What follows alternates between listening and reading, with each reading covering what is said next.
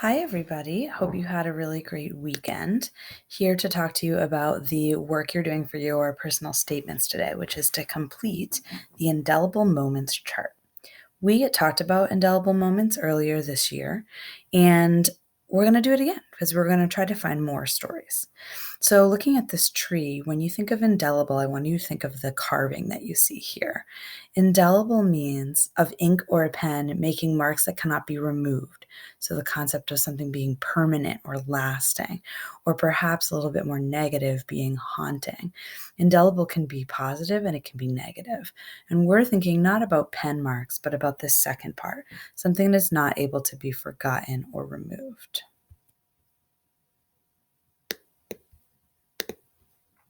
So, you're going to go through a series of steps today to find stories from your life that will work for your personal statements. So, the first thing you're going to want to do is create the chart that you see here 3 columns: moment, reaction, reflection. Go ahead and take a second to do that. Pause this video.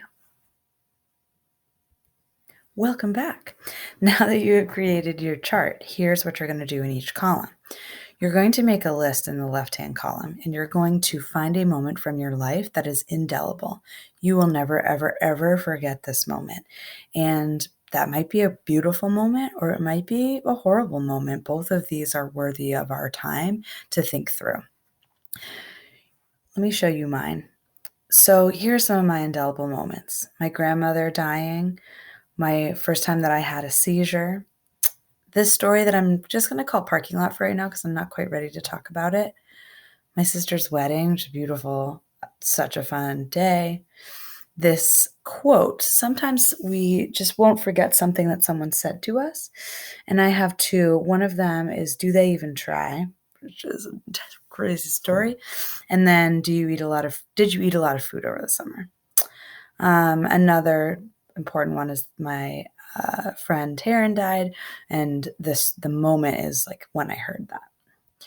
So go ahead and take a second to write down some indelible moments. Pause the video and then come back when you've made a list of maybe 5.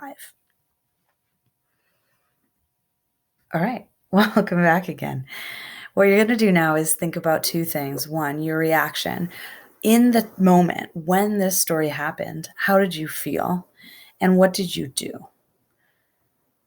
Then, when you think of it now, what do you feel? And why will you never forget this? Why is this a story that's a part of who you are? So I'm going to take you through one of my examples here. So this story here, did you eat a lot of food over the summer? This is something that happened when I was teaching 8th grade to a student who I had taught 3 years in a row. He, alongside my other students, we were really tight. We had 3 years of our lives together. And it was the fall, and I was actually doing a lesson really similar to this. So I was talking to them about my life, and I believe sharing some pretty intimate details. Maybe I was telling one of the stories on the left. And in the middle of my mini lesson, he raised his hand, and I was at first excited about it because this student was not someone who usually participated. So the teacher and me got dorkily excited, and so I called on him. And he asked that question, "Miss, did you eat a lot of food over the summer?" In the moment, everyone reacted the same way. Students and myself, we were shocked. It was clear that what he was asking me was, did you get fatter over the summer? And my reaction was varied. I was hurt for sure. I was confused about how to react. I felt a little insecure. Maybe I actually had lost some weight. And I did eventually get to mad. And I had to decide in the moment as a teacher how to react to this, which was an interesting decision, but I'll skip that part for now. So there came, you can see I says funeral here. There became another part of this story because this year, in the winter, I attended this student's funeral. He passed away, and it was really a sad kind of series of events that led to that. And I was there at the funeral with my other teacher friends who had taught him when he was in middle school. I hadn't seen this student since middle school. He went to not a Strive high school and just hadn't seen him.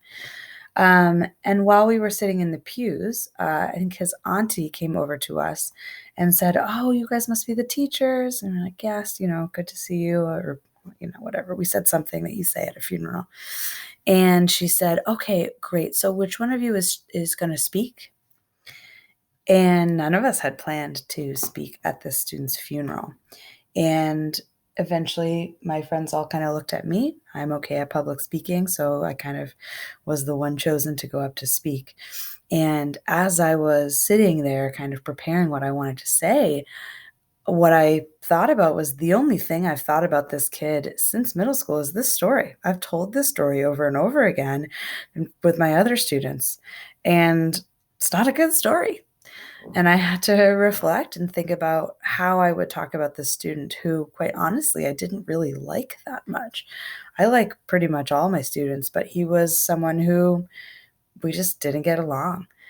But I found good memories and I went up and I told that story. And so now when not that story, I told good stories. But when I reflect back, I feel like there's a bunch of different lessons to be learned from this. For sure, one of them is that like life is precious, and I do feel some sort of guilt associated with not reaching back out to him. He likely was a really good person, and I didn't go to search for that in him.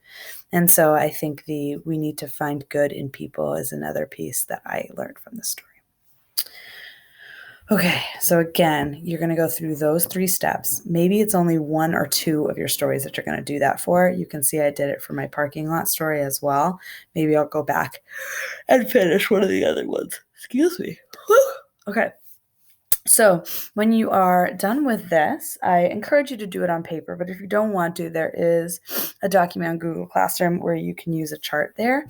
But really, it's there to guide you, and then a place for you to copy and paste the images of, first of all, the chart, and secondly, your free write.